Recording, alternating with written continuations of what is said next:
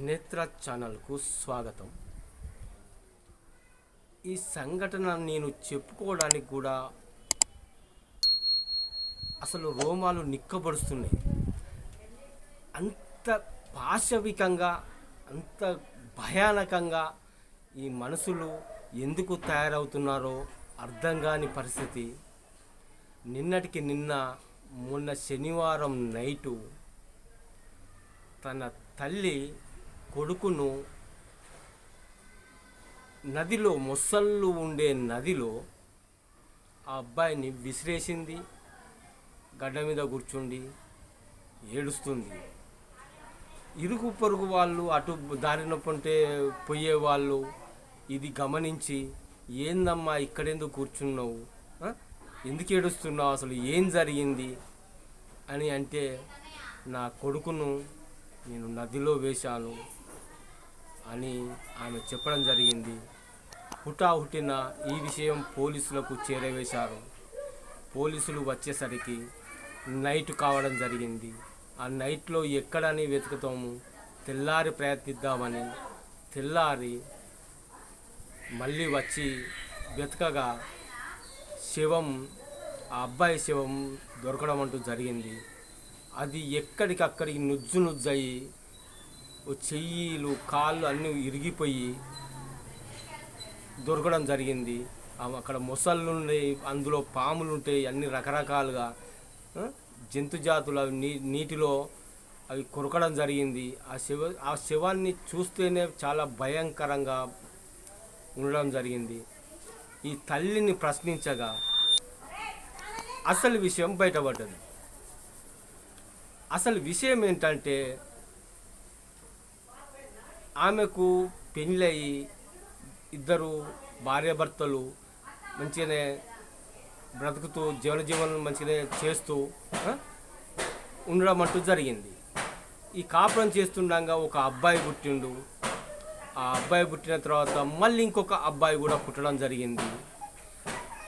ఆ రెండో అబ్బాయి పుట్టినాక కూడా ఈ పెద్ద అబ్బాయికి మాటలు రాకపోవడం వల్ల అసలు ఏంటిది, అబ్బాయి ఎందుకు మాట్లాడతలేడు అని ఇద్దరు భార్యాభర్తలు హాస్పిటల్కు తీసుకుపోయి చూపించగా డాక్టర్లు, మీ అబ్బాయి మూగబ్బాయి, మాటలు రావు అని చెప్పడం జరిగింది.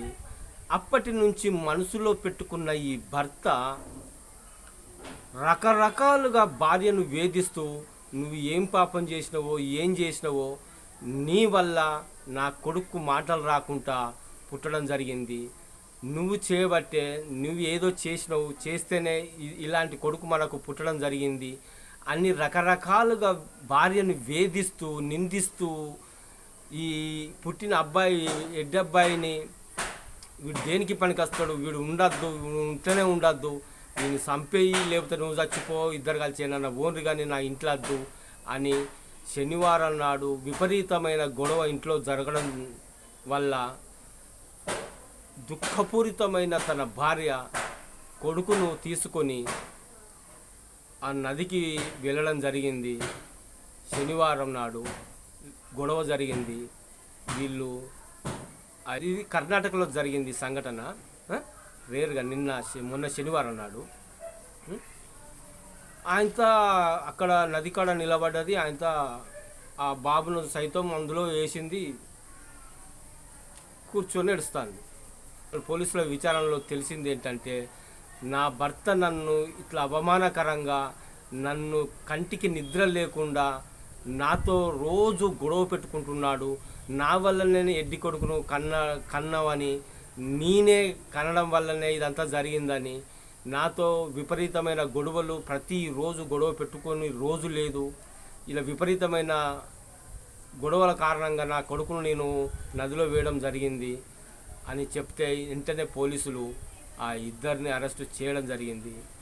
ఇక మరి ఇంత దుర్మార్గమైన విషయాలు, ఇంత దుర్మార్గమైన సంఘటనలు మనం ఇంకా ఎన్ని చూడవలసి వస్తుందో. ఇది ఇలా ఉంటే ఇంకొక బాబు, చిన్న బాబు పరిస్థితి ఏంది, అసలు ఆ బాబు పరిస్థితి ఏంది, ఆ బాబు ఎలా బ్రతుకుతాడు, ఎవరు సాకుతారు? ఒక భార్య భర్తలు అనేది ఎంత కలిసిమెలిసి ఉండాలి. ఇది ఏదైనా కారణం, ఎంత ప్రపంచంలో ఎంతమంది ఇలా పుట్టడం లేదు, ఎంతమంది పుట్టినా కానీ సాదుకోవడం లేదా, వికలాంగులైనంత మాత్రాననే ఇలా చేస్తారా ఎవరైనా? అసలు వాళ్ళు మనుషులేనా, మనిషి పుట్టుక పుట్టినలా? ఉం? ఇప్పుడు వీళ్ళిద్దరు జైలుకు వేయండు, ఓ కొడుకు చనిపోయిండు, ఆ చిన్న అబ్బాయి పరిస్థితి ఏంది?